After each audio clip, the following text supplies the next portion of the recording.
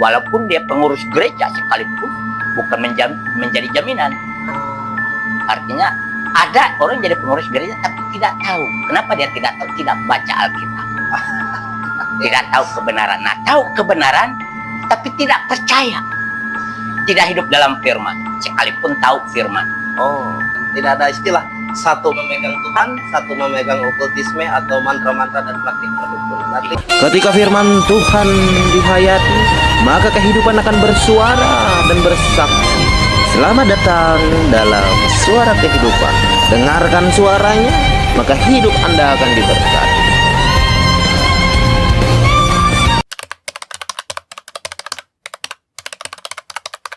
Bagaimana pandangan Pak Pendeta dengan fenomena yang sudah lama menjadi persoalan gereja di tengah masyarakat Dayak Maya yang kental dengan dunia okultisme dan praktik perdukunan? Nah, sebetulnya bila kita kembali kepada firman Tuhan, artinya dasarnya kan sudah jelas. Iya. Walaupun pada faktanya banyak kan orang masih artinya mengeraskan hati, entah karena memang tidak tahu, Ya. atau tahu tetapi tidak mau tahu. Itu kan kita tidak tahu juga alasan mereka. Tapi yang jelas firman Tuhan kan sudah menggarisbawahi orang yang mendua hati tidak akan tenang hidupnya. Wah. Artinya orang yang beralam dua hidupnya dan tidak akan pernah mengalami satu ketenangan dalam Ya. Makanya kan jelas Alkitab berkatakan apabila kamu panas sekalian, apabila dingin sekalian, dan bila kamu tidak panas tidak dingin, engkau muntahkan. Dan tidak semua orang yang berseru ini ya Iya, Tuhan kan diselamatkan. Iya. Itu jadi pada kenyataannya banyak orang masih melakukan praktek seperti itu. Di satu sisi kan dia mengaku percaya kepada Yesus. Berarti kalau percaya kepada Yesus seharusnya dasar hidupnya adalah firman Tuhan. betul, Dan tidak boleh beralam dua, gelap dan terang tidak bisa bersatu. tidak bisa bersatu.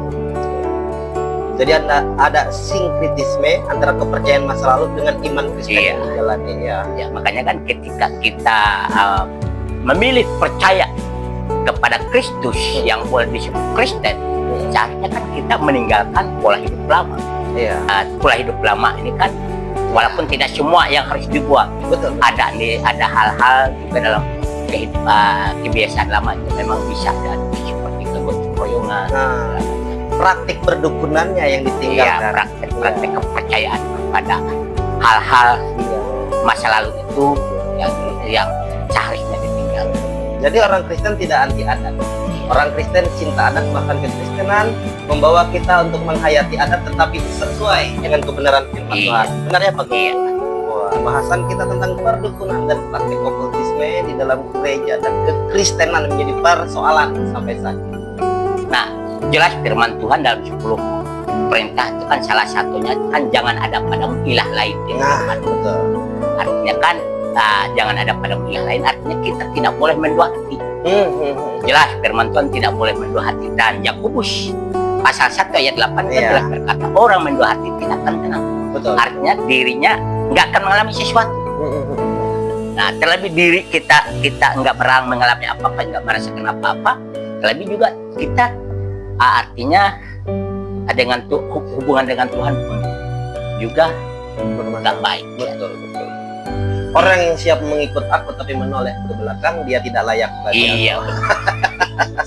Nah, satu hal yang perlu kita pahami ketika kita menjadi orang Kristen yang sungguh-sungguh, tentunya yang sungguh-sungguh percaya kepada Tuhan, percaya kepada Allahnya Israel atau Allahnya Yakub, itu kan jelas firman Tuhan berkata seperti dalam Bilangan pasal 23 ayat 23 itu kan jelas. Sebab tidak ada mantra yang mempan terhadap Yakub ataupun tenungan yang mempan terhadap Israel. Pada waktunya akan dikatakan kepada Yakub, begitu juga kepada Israel keajaiban yang diperbuat Allah. Artinya orang yang percaya kepada Tuhan itu ada dalam perlindungan Tuhan. Jadi kita walaupun orang merancangkan hal yang jahat, hal yang gak baik, apalagi sampai mengirim tenungan, mantra-mantra, itu tidak perlu kita takutkan. Apabila kita sungguh-sungguh percaya kepada Kristus, kita sudah ada dalam perlindungannya. Perlindungan Tuhan. Iya. Apa konsekuensinya apakah kita sungguh-sungguh hidup di dalam Tuhan sebenarnya atau bagaimana Pak? Nah, konsekuensinya ketika kita tidak hidup sungguh-sungguh di dalam Tuhan, yang pasti kita artinya hidup kita selalu dihantui oleh ketakutan, dihantui oleh perasaan yang membuat kita jadi nggak merasa tenang dalam hidup kita, karena jelas firman Tuhan berkata ketika kebenaran itu tidak hidup di dalam kita. Dalam Yesaya 32 ayat 17 itu kan jelas berkata, di mana ada kebenaran di situ akan tumbuh damai sejahtera. Jadi ketika kebenaran berbicara tentang Tuhan Yesus, karena Yesus berkata akulah jalan dan kebenaran dan hidup. Jadi ketika ada kebenaran, ada Tuhan Yesus dalam hati kita, maka di situ kita akan mengalami damai sejahtera. Dalam Yesaya 32 ayat 17 itu kan jelas berkata, di mana ada kebenaran, di situ akan tumbuh damai sejahtera. Dan apa kaitannya dengan keselamatan Pak? Nah, kembali ke dalam keselamatan, seperti apa yang dicatat dikatakan dalam kitab Wahyu pasal 21 ayat 8 dikatakan, tetapi orang-orang penakut, orang-orang tidak percaya, orang-orang keji, orang-orang pembunuh, orang-orang sundal, tukang sihir, penyembah-penyembah berhala dan semua pendusta, mereka akan mendapatkan bagian di dalam lautan yang menyala-nyala oleh api dan belerang. Inilah kematian yang kedua. Nah, jelas firman Tuhan berkata, di saat kita artinya hidup di dalam kehidupan lama, artinya tidak dalam pertobatan, bukan saya, tapi firman Tuhan jelas berkata, tidak menghakimi. Tidak menghakimi, tapi firman Tuhan jelas, karena dasar hidup orang Kristen adalah firman Tuhan. Betul. Jadi firman Tuhan seharusnya menjadi gaya hidup kita. Betul. Walaupun kita tidak sempurna bisa melakukannya, tapi kita harus berusaha menghidupkan kebenaran itu dengan mempercayai dan taat serta setia sampai akhir. Dan jika Tuhan jalan kebenaran kita harus memegang Tuhan dengan satu tangan. Tidak ada istilah satu memegang Tuhan, satu memegang okultisme atau mantra-mantra dan praktik pendukung. Artinya Tuhan Yesus satu-satunya tempat kita berpegang, tempat kita berharap dan kita percaya, dan Dia yang kita andalkan ketika dalam persoalan hidup. Betul. Haleluya. Nah, ini bagaimana pandangan Pak Gembala? Mengapa hal ini terjadi? Nah, satu hal artinya itu bisa terjadi karena artinya tidak hidup dalam firman, sekalipun tahu firman. Kalau orang tahu firman tapi tidak hidup dalam firman, gak heran dia seperti seorang guru, hanya mengajar, tapi kehidupannya sendiri tidak seperti apa yang diajarkan. Jadi tentunya praktek-praktek seperti itu, kenapa itu bisa terjadi? Artinya ada beberapa faktor sih kenapa itu bisa terjadi. Artinya walaupun dia pengurus gereja sekalipun bukan menjadi jaminan.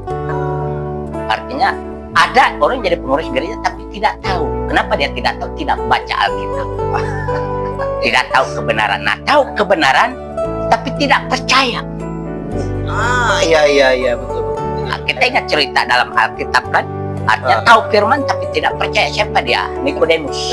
Betul. Nah, Nikodemus kalau dalam istilah sekolah sekarang itu sudah profesornya, Pak. Saya bisa boleh gambarkan dokter profesor lah. Guru besar. Iya, guru besar. Dikatakan ketika Yesus berjumpa dengan dia, Yesus berkata kamu harus dilahirkan kembali. Nah, logika daripada Nikodemus berkata bagaimana mungkin? Aku sudah tua, sudah ubanan, dia bisa masuk ke rahim ibuku. Jadi dia kan secara logika, padahal dia seorang guru, pengajar, tahu kebenaran, tahu, hanya sekedar tahu, tetapi tidak hidup dalam kebenaran, tidak mengalami kebenaran. Tahu tapi tidak memahami. Tidak memahami. Makanya ketika Yesus berkata kamu harus dilahirkan kembali, dia berkata bagaimana mungkin? Aku sudah tua, sudah ubanan, masuk ke rahim ibuku. Tapi Yesus berkata kamu harus dilahirkan dari air dan roh. Artinya harus ada pertobatan yang radikal, tidak hanya sekedar mengaku, tapi ada tindakan dalam pengakuan. Artinya mengaku dan tindakannya dia mengusahakan kehidupan sesuai dengan firman Tuhan. Betul. Kembali mengingatkan, ini bukan menghakimi, tapi kita menyoroti fenomena yang sedang terjadi dan sudah lama menjadi persoalan di dalam gereja kekristenan ya Pak Gembala. Terkait hal ini, bagaimana sikap kita selaku hamba Tuhan, orang-orang percaya terkait situasi yang seperti ini? Nah, seharusnya memang kita memang harus komitmen pribadi sebetulnya. Iya. Komitmen pribadi dan tekad. Iya. Artinya kalau tanpa tekad, maka kita akan mengulangi hal yang sama terus, jatuh dan menganggap sesuatu hal yang biasa. Iya. Tapi firman Tuhan berkata, makanya kan selain itu tadi kenapa itu bisa terjadi, karena memang faktor tidak tahu. Kedua, dia berusaha tapi atas dasar pengetahuannya sendiri. Paulus pernah berkata, aku memberi kesaksian kepada orang Israel bahwa mereka berusaha sungguh-sungguh untuk Tuhan, tapi tanpa pengertian yang benar. Artinya tidak tunduk pada otoritas firman Allah. Betul. Artinya mereka sekalipun melakukan firman Tuhan, tapi melakukan berdasarkan pengetahuan mereka. Artinya sesuatu yang masuk akal mereka lakukan, yang nggak masuk akal mereka nggak lakukan. Betul. Jadi di sini kita tidak menghakimi, sekali lagi ya. Seperti yang dikatakan tadi, mereka sungguh-sungguh. Berarti kita tidak mengatakan orang yang datang ke dukun, kata tambah itu tidak sungguh-sungguh. Mereka sungguh-sungguh di dalam iman. Mereka sungguh-sungguh beribadah. Tapi apa Pak Gembala? Tidak dengan pemahaman yang benar. Nah ini kan dalam Roma 10 ayat 2 dikatakan, aku dapat memberi kesaksian tentang mereka, maksudnya tentang orang Israel. Siapa orang Israel? Orang yang mengaku percaya kepada Tuhan. Tadi katakan bahwa mereka berusaha sungguh-sungguh giat untuk Allah, tetapi tanpa pengertian yang benar. Ayat 3 dikatakan, sebab oleh karena mereka tidak mengenal kebenaran Allah dan karena mereka berusaha mendirikan kebenaran mereka sendiri, maka mereka tidak takluk kepada kebenaran Allah. Banyak melakukan pembenaran diri. Jelas. Jadi bila kita baca Alkitab ini jelas firman Tuhan itu akan memberikan suatu batasan-batasan yang mana kita boleh lakukan dan tidak boleh kita lakukan. Saya percaya ketika kita betul-betul merindukan itu, Roh Kudus pasti tolong kita. Roh Kudus pasti tuntun kita. Roh Kudus pasti singkapkan bagi kita rema-rema firman. Bahkan terkadang pembenaran diri Tuhan turut bekerja untuk segala sesuatu untuk mendatangkan kebaikan kepada kita. Salah satunya dengan cara berdukun. Nah ini keliru ya Pak Gembala.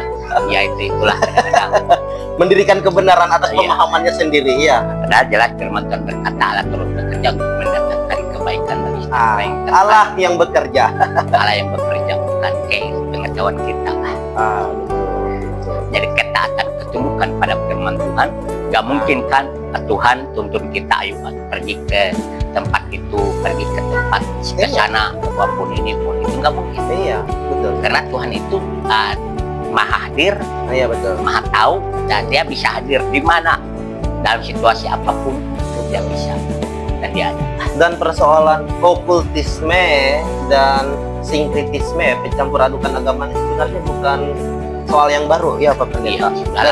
Dari perjanjian lama bangsa Israel tobat-tobat kembali ke Baal.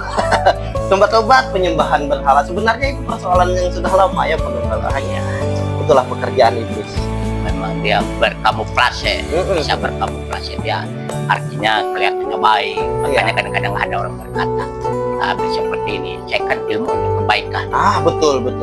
Untuk berbuat kebaikan. Tapi sekali waktu ketika kebaikannya nggak terima, dia marah.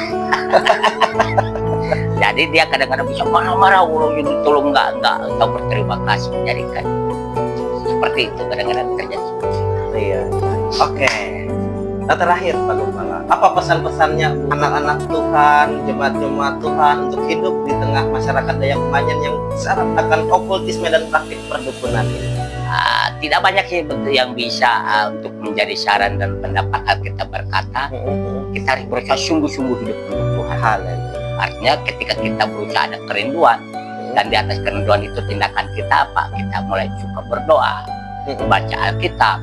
Saya percaya Tuhan akan tuntun kita terhadap kepada hal-hal yang bisa membantu kita untuk bertumbuh secara rohani.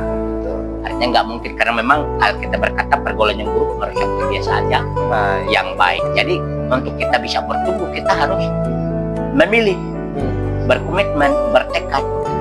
Awal kalau kita ingin bertumbuh, ya kita harus mencari komunitas yang bisa membuat kita bertumbuh. Betul. Selain kita berdoa, baca firman, kadang-kadang rasanya kurang puas karena kita makhluk sosial. Kita harus ada di komunitas Yang benar. yang bisa mendukung kita. Betul. Karena Alkitab berkata orang fasik tidak akan tahan dalam perkumpulan orang benar. Tapi orang benar di tengah orang fasik juga, kalau dia lama kelamaan tidak akan terpengaruh. Jadi harus betul-betul kita berkomitmen. Itu yang dikasih dalam Tuhan. Pertamanya pemahaman kita harus diperbaharui dan cari komunitas yang benar. Ya Pak Iya. Gembala. Haleluya. Sedang. Dia